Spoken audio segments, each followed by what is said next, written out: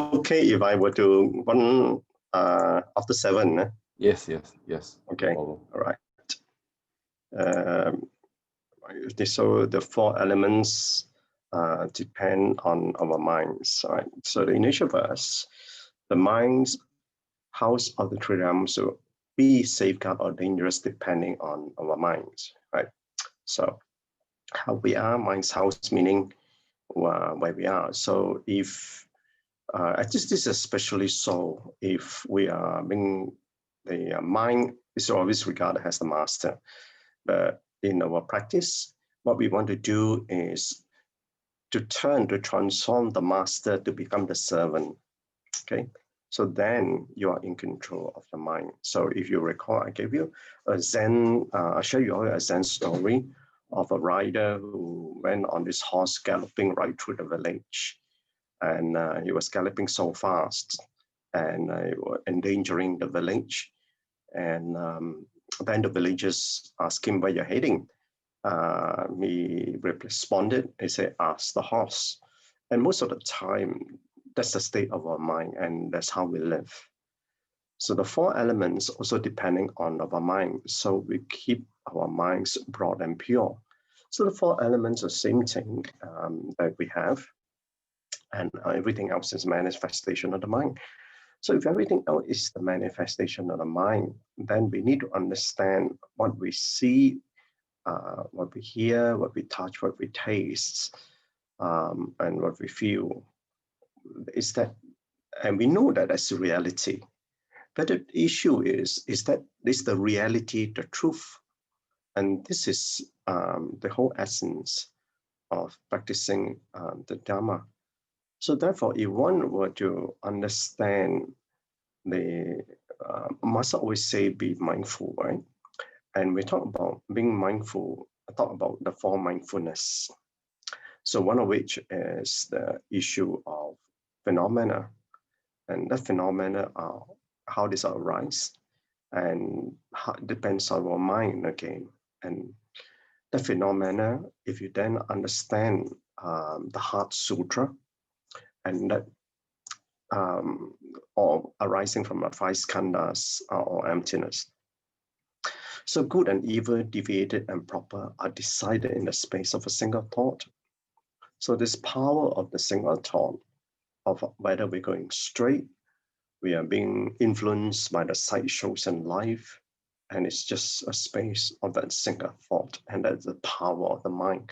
And that goes back to the first line here. Who is the master? So is the mind your master, or is it a servant? So the acute and chronic afflictions interact and combine and attack us as a result. So if we do not understand and not aware what we are doing, they will attack us.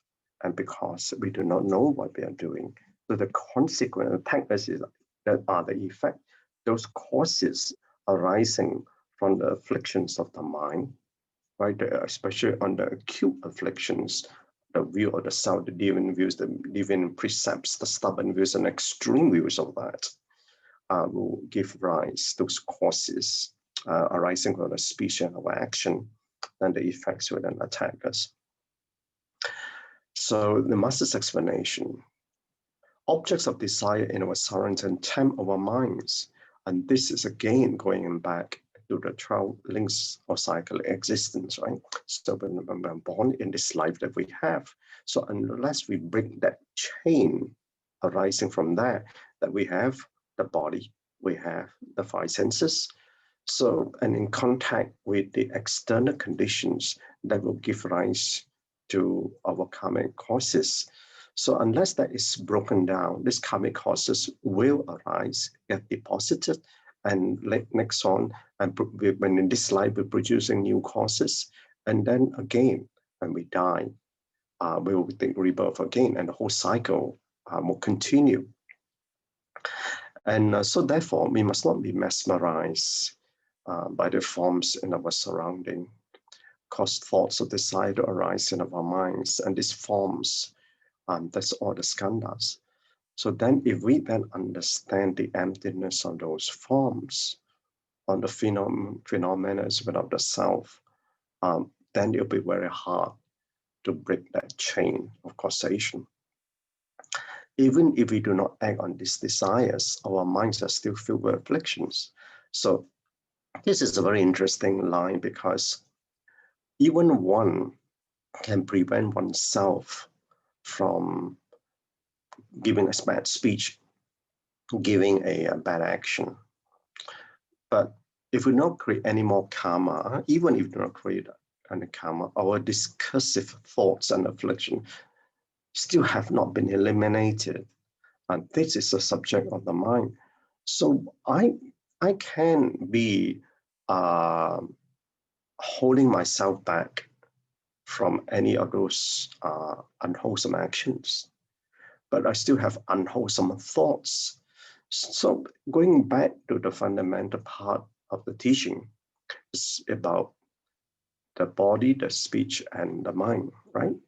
So you can prevent your body from unwholesome actions. You can prevent your speech from unwholesome actions. But if the unwholesome thoughts are still there, we still have not purified our mind yet.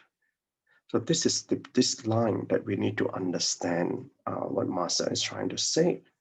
So good actions that we all do are in all the activities that you do. Good speech that you can practice. You must never forget about having the good mind. And because if that mind is not transformed, later on, in the moment of extreme conditions, unwholesome thoughts and speech can still arise. So therefore, we must eliminate these discursive thoughts and affliction and earnestly engage in practice. The Master went on to say, and this is a part that Master explained, and going back to her earlier teachings a few weeks ago. And he talked about the desire and the three realms, right? The desire realm, the form realm, and the formless realms. Are the 6 heavens of desire, the 16 heavens of the form realm, and the 4 dhyana heavens. Now, the 4 dhyana heavens are known as the formless realm, Arupa Loka, which is the 4. And then the Rupa Loka, where 16 heavens, and the Kama Loka, there are 6 heavens of desire. Arupa Loka means world. Okay, in Sanskrit it means world. Arupa means formless world. Rupa Loka is, Rupa, actually our Malay word Rupa is form, right? And it's taken from Sanskrit. It's a form word. Kama Loka is a desire world. So the Master also then mentioned that even in when Master mentioned about meditation, when people have even reached a meditational stage, the which 4 jhanas. The 4 jhanas refer to the Rupa Loka. Okay, the higher jhanas will graduate up to the Arupa Loka, which is the 4 dhyana heavens. So some of you may be familiar with these 6 heavens, because in the 6 heavens, and this also relates to some of the worships that, especially for Chinese Mahayana Buddhists. So in the 6 heavens in here, in the Kama Loka, the highest level is the realm of the Devas. They actually, the highest realm of this in there, they enjoy the sensory pleasures created by others. And if you understand that, you were wondering and they're still all in samsara. All this are still in samsara. So imagine now that if someone was already enjoyed what they have in that level of heaven, and they come back to earth, so you can see that some of the characteristics of such beings actually, if you observe carefully. And there's a beauty, this is part of, I mean, for me, this is part of wondrous existence, that you can observe some of these characters of where they came from. That's why sometimes you can observe and see where their past is. Below that level are the what you call that, These are the devas who are delight in creating. So they delight in creating. The higher level, that's the one that they enjoy from other people's creation. Now, interestingly, the third, going down to still on the sixth, the third level is the Tusita heaven. And why is it Tusita heaven is the realm of devas of happiness and contentment.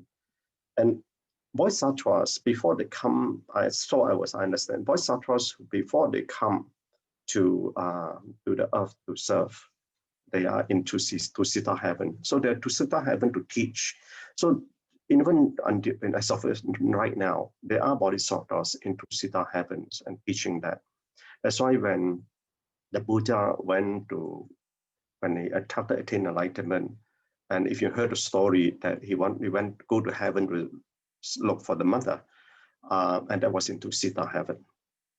Below the Tusita heaven is the Yama realm, and Yama very powerful beings, and they can influence us. So that's the reason why Master always say you got to be the 3 inches above us are spiritual beings. Now the next level is Tawatimsa. Tawatimsa, still we're in the 6th. Tawatimsa heaven. Some of you, especially the Hokkiens, would know this. The Hokkiens, the king of Tawatimsa is Lord Sakadevaraja. Lord Sakadevaraja in as well Hokkiens is Tingong. That's the Tawatimsa.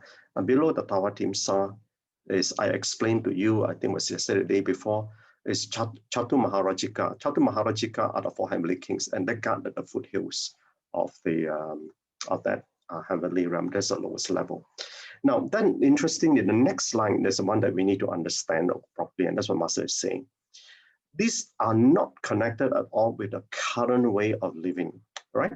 Now, why did she say that? It's because Master explained desire, form, and formless realms, right? So, but we are in the desire realm. Why are we not here, the Kamaloka? But the Kamaloka is not just the 6 heavens. Below the 6th level of heavens within the Kamaloka is another 5. Okay, that's where we are. So this is where Master Lang is saying this is not connected. So we are not part of this one. We are below there. And there's a 5. What are the 5? The Asura, the human realm, the Asura, animal realm, the angry ghosts, and the hell realms. Okay, so all the power. So if you add up all this, 4 plus 16, that's 20. 20 plus 6 is 26 plus 5 are 31. So these are the 31 planes of existence, all within the samsaric realm. So the state of the mind consciousness, good and evil, deviated and proper, are decided in the space of a single thought. So are we going to do good or evil? And that is so the state of the mind. So even that we are in the process of doing things, so we need, fundamentally, we need to purify our mind. So our thoughts, our words, and our speech. So not that we just watch our it's easy to watch our speech. It's made easy to keep quiet. Very easy not to do anything. But if the mind is not addressed, we have not practiced well enough. So once we stray from our course, this slight deviation will lead us 1,000 miles astray. I put the word 1,000 miles astray, miles in quote, is because that mile, 1,000 miles, can refer to lives away. So a deviation can lead us to propel us to more of thousands of rebirth, unnecessary rebirth. And that's what it is. So thoughts arise in the flesh, like ghosts and spirits, they move very quickly. If an evil thought arises, it will be chasing, grabbing things. So remember, I shared with you all, our mind is like a dog chasing a stick. So every time the master throw a stick, the master meaning the mind throw a stick, we chase after the thought. So that thought, if we which unwholesome, we continue to chase that thought and we engage, we give energy to that thought. And instead, watch it like a lion, because you can only throw a stick at a lion once. So the lessons learned. A Buddha came to this world with one great cause, right? To bring harmony to people's minds. Because it is from the harmony, because you see, harmony to people's mind is able to live in the environment, be able to live with people. It's important to do that because if it's harmony, you get peace. It's from peace, inner peace, that you set our mind to liberation. Then because we will no longer be clinging to our thoughts. How many people can truly take the Dharma to heart? As you all know, it's a small minority in the world today, 7.7 million people, only about 500 million people are Buddhists, and how many of them, a very small fraction of the 500 million people are actually practicing. So we must form great aspiration and take the Dharma to heart to transform ourselves. And especially so at this Dharma degenerating age that we are in, so more so that the conditions are such that they are more challenging than ever before. So therefore, our efforts, we need to step up our efforts. So this stepping up of our efforts, that we need to apply the four right efforts. And because Master today's lesson talked about our mind, we got to apply these four bases of fulfilling power. And Master already mentioned, right, in the past, what are these four bases of fulfilling power? The aspiration that we have, what is our spiritual aspiration? And we need to put in the efforts of the spiritual aspiration. And then generate the right thoughts in that aspiration. And then with the right thoughts, we can go into the practice to apply investigative wisdom, to learn about the wondrous world, to learn about other people, and apply the Dharma in our practice. So today is so much about the mind, but then how can you understand the mind with the mind? How can a mirror reflect itself? And I pose this question to you as a contemplation for you all to reflect. And virtues precede wisdom. Right? And Master teaching is very consistent about this. And everything that she has spoken of is about cultivation of virtues, and it must precede wisdom, so that the great loving heart can first emerge to open the mind. Without the mind being open, you cannot, we can suppress our action, we can suppress our speech, but our heart is not convinced, the mind cannot be open. So to understand the way of nature, where wisdom resides, we can learn a lot from nature, can learn a lot from other people too, based on the behavior, how you can relate it to the different realms of existence. So on relationship, and sometimes our relationship, we've got very discomforting relationship that we have. So embracing discomfort is not in the nature of body. Embracing stillness is not in the nature of the mind too. So unless the body and the mind are well trained with a disciplined practice, and that's the reason why I must say, embracing discomfort, and it's not in the nature of the body, and because we tend to react the way we do, because because the five senses are within the body. So important, but stillness, the mind is the master, right? And in most of us, so if the mind is the master, how can you tell your master to be still? Unless you are the master, but how can you be the master? How can you use the mind to train the mind then? So unless the body and the mind are well trained with a disciplined practice, the higher consciousness will not be in a great blossom. And this is what the key message to this master's teaching is. And so we really, really need to become the master of your own mind. Okay, Gan En, brothers and sisters. Yeah, and so much, Brother Chin, for your marvelous sharing, great insight. Yeah,